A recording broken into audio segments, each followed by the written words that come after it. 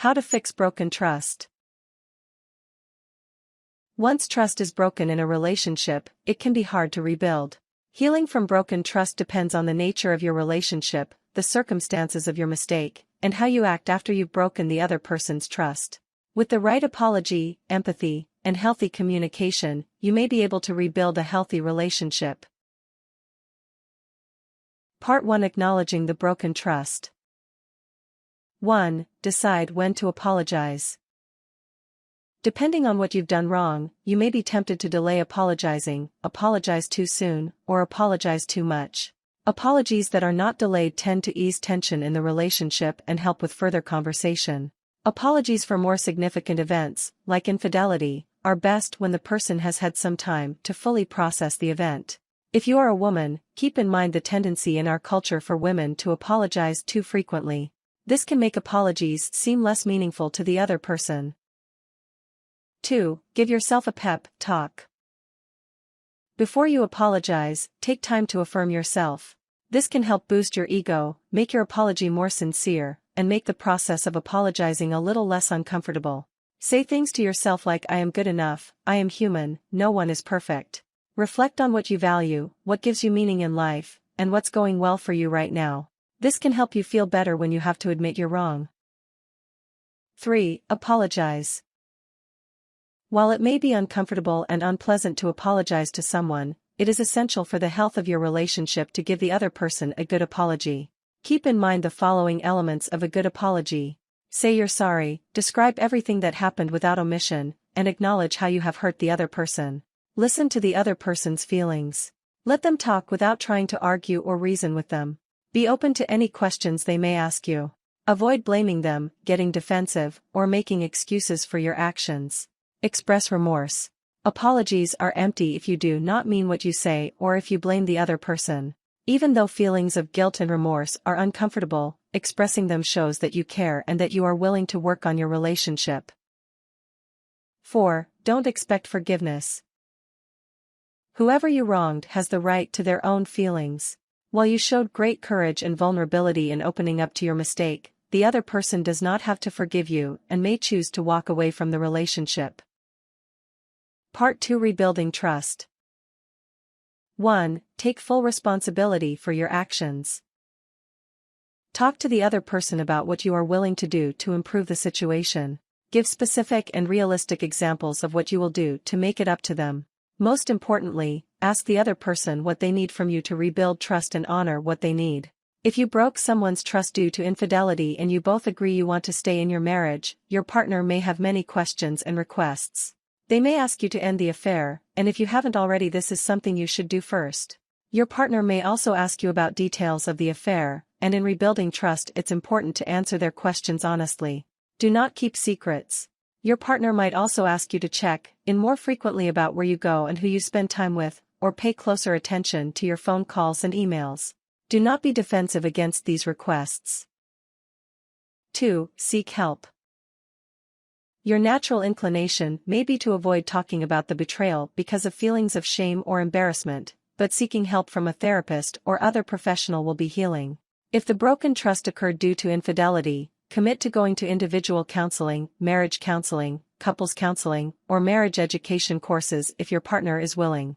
A licensed professional can help you address the underlying causes of the infidelity and other issues in your relationship. With counseling, you can establish healthier boundaries, expectations, and communication styles in a safe environment. It can take a year or more in counseling to work on broken trust in your relationship. Be patient and engaged in therapy, but keep in mind that it will be tough emotional work. 3. Communicate. Outside of counseling sessions, strive to connect by paying attention to how the other person is feeling, being open to talking about feelings, and trying to understand their perspective even if it's different from yours. Give you. If you are unsure of how to communicate with your loved one, some good keys to communication are using I statements such as "I feel" or "I need," listening and reflecting back what the other person is saying, and expressing gratitude and appreciation. After an infidelity, it is particularly important that you share both positive and negative feelings with each other. Don't try to fix how the other person is feeling, show affection, and recognize when you fall back into old patterns that are damaging to the relationship.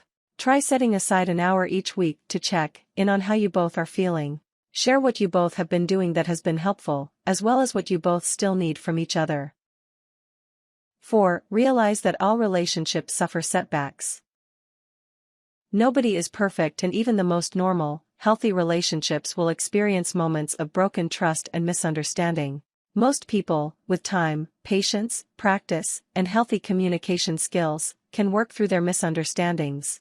If you're a parent and your child or teenager has broken your trust, you have the challenge of teaching your child the importance of trust. They might not understand the limits you give them and become angry, so be clear about what things your child needs to do to keep the trust in your relationship. Keep your expectations low, be calm, and understand it may take time and practice for them to learn why trust is important. Part 3. Forgiving. 1. Understand what forgiveness is. Forgiveness is about accepting what has happened and moving forward. It is not a denial of the betrayal or a justification of what the other person did. It does not guarantee that the other person won't hurt you again, but it can bring you a sense of power and peace. You can choose not to forgive, but keep in mind that if you dwell on the broken trust, you might experience depression, anxiety, anger, and lack of connection with others. You can forgive someone without reconciling or staying in the relationship. 2. Begin to forgive. You can start the process of forgiveness by reflecting on how the experience of broken trust has affected you and your relationship to the other person. You can also reflect on the positive times in your relationship. What do you miss about your relationship and how would you like to get back to that?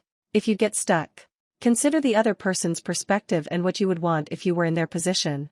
Consider other times and experiences in life where your trust was broken or you broke someone's trust. How were you able to forgive, or were others able to forgive you? Consider journaling, talking to a friend or loved one, or talking to a counselor to help guide you. 3. Shift your emotions. Instead of replaying and reliving the hurt feelings in your head, try to shift your focus to looking for healthy relationships and experiences that bring you happiness, hope, and peace. If you get overwhelmed in feeling the hurt while you're trying to forgive, try practicing these techniques to ease your stress level. Deep breathing, meditation, mindfulness exercises. 4. Learn and move on. Forgiveness is not complete without reflecting on what you've learned. Use this experience to set boundaries and expectations in future relationships. Above all, trust yourself. If you're unable to move on and completely forgive just yet, it might be too difficult to be around the person who broke your trust. Warnings. Sometimes it is not possible to repair broken trust in relationships. Some betrayals, like acts of physical or sexual violence, are severe and warrant seeking help from a mental health professional, such as a psychologist, social worker, or counselor. Some relationships, whether friendships or romantic in nature, can become toxic or abusive. Warning signs of abuse include, but are not limited to, if your partner belittles you, tries to control you, prevents you from making your own decisions, threatens to hurt you, forces you to do something you don't want to do, and/or punishes you by withholding affection. Please seek help from a mental health professional, domestic violence shelter, or domestic violence hotline if you are experiencing any of these signs in your relationship.